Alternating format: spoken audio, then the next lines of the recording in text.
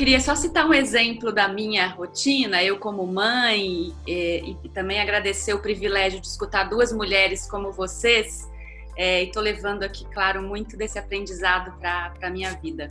Mas durante a pandemia eu estava de camisola na minha casa bem cedo, foi a hora, meu filho estava muito resistente a entrar nos horários que tinha o Meet, o Google, e aí uma hora eu estava de camisola, ele resolveu entrar, a professora de camisola entrou também, e eu e a professora de camisola conversamos e nos agradecemos e choramos e nos emocionamos com aquele momento ali de proximidade, porque é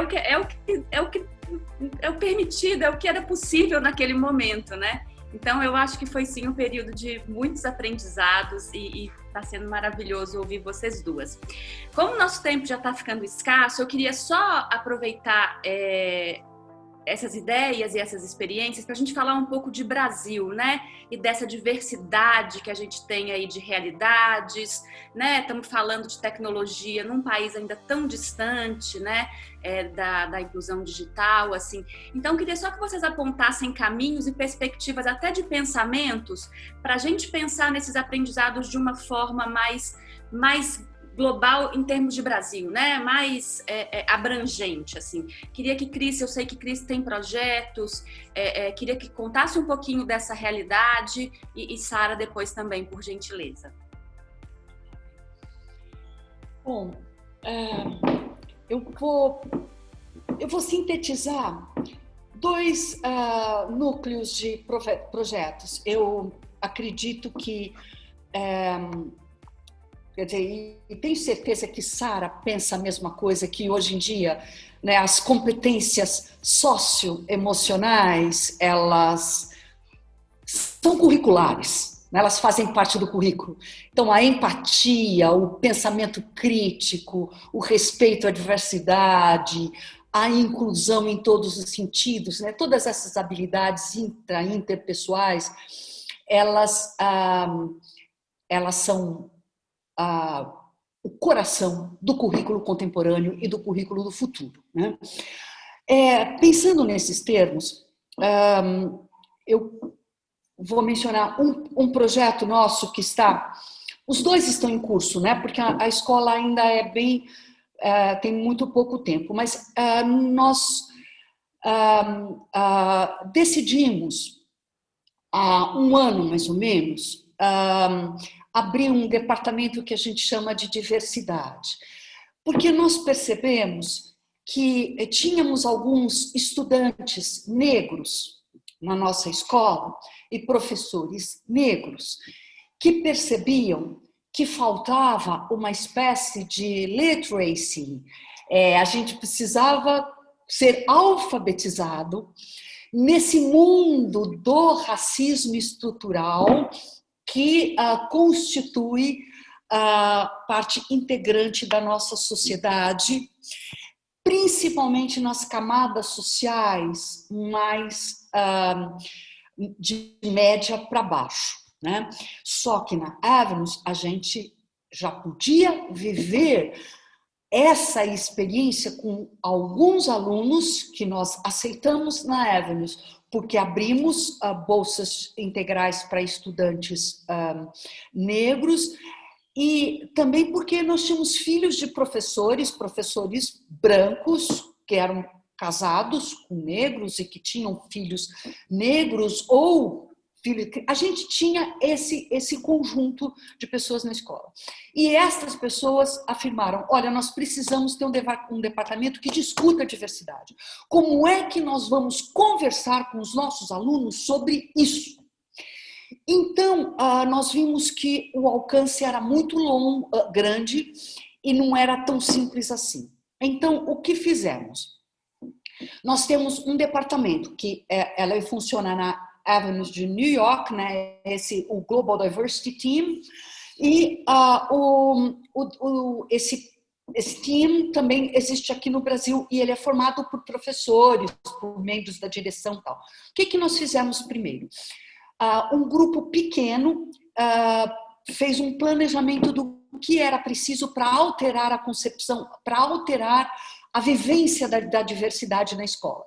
Então, nós convidamos profissionais. A Suzane Jardim é uma pessoa que nós convidamos para dar várias palestras para todos os professores da escola, explicando o que é racismo estrutural, a história do racismo no Brasil, as questões semânticas, como é que nós usamos em português, em inglês, vocabulários que se referem ao mundo da diversidade sem ofender, incluindo a diversidade.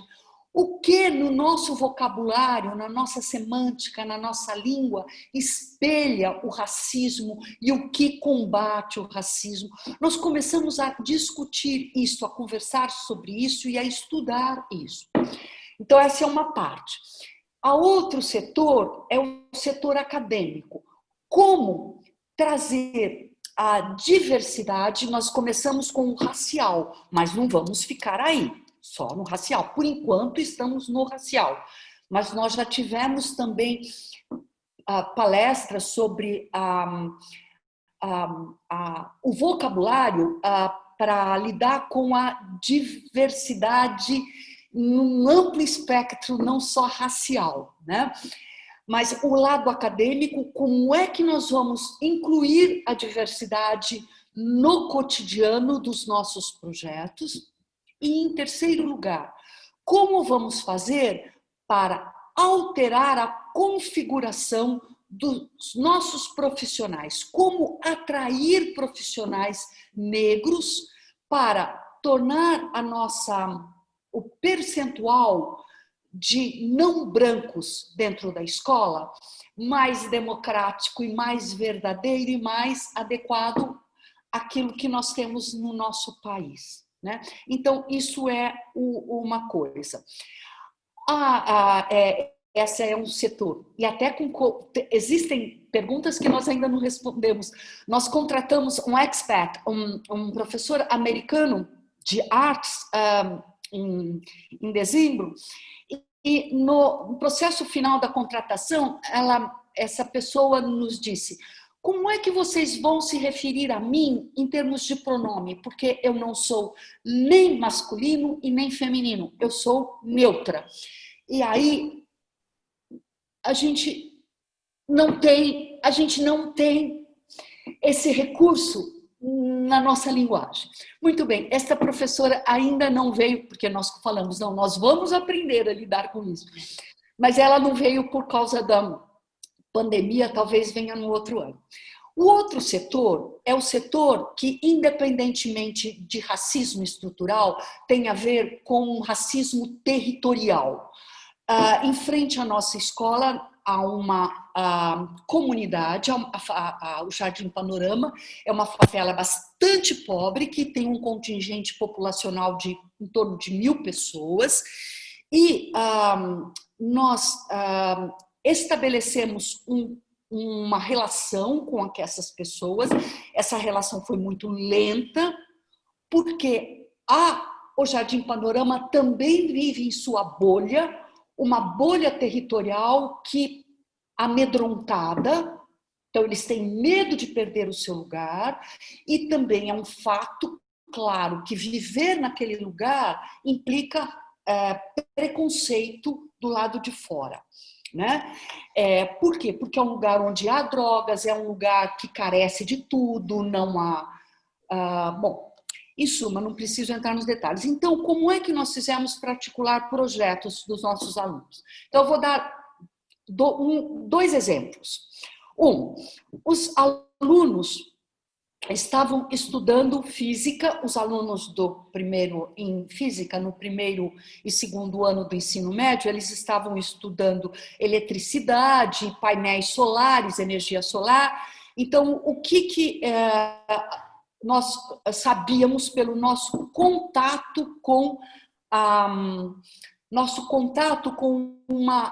um contingente da comunidade, de representantes da comunidade dentro da Avenues, porque eles trabalham na Avenues. Nós sabíamos que um pedaço da comunidade é muito escuro e perigoso de andar. Nos fundos da comunidade não há luz elétrica. Então, Os alunos foram até lá, visitaram o lugar, mapearam o lugar e desenvolveram esse projeto de painéis solares e de construção de energia solar para iluminação lá dentro do Jardim Panorama. Tá? Então,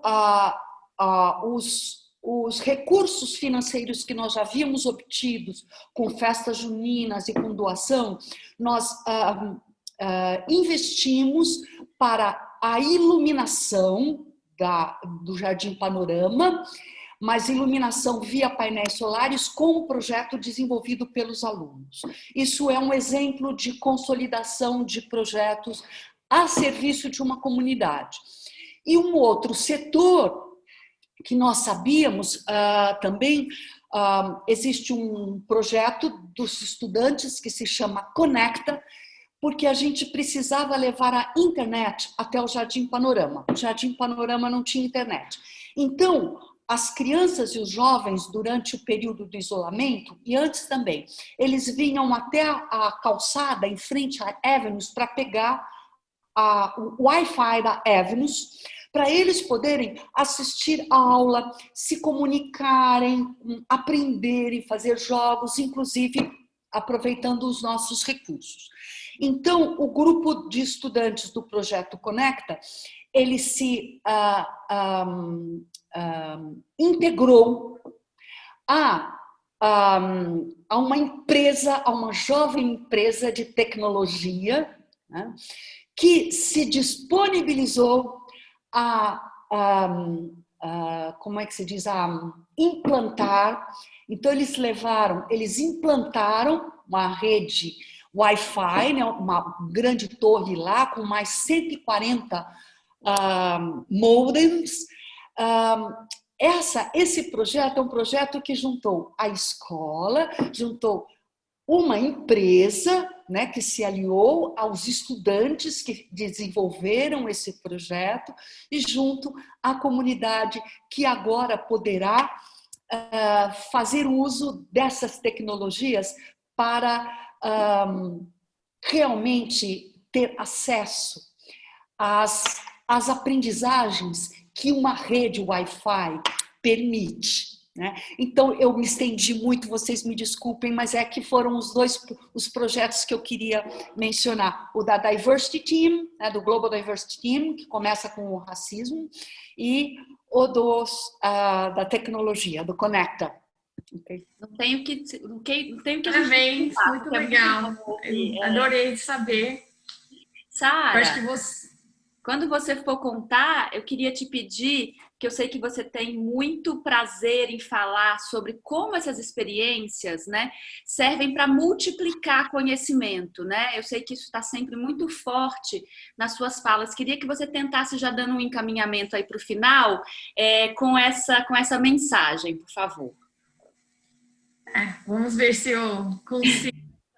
Acho que a primeira coisa que eu queria falar, que eu acho interessante, a fala de diversidade, eu falo de acesso, a pandemia que, de fato, ela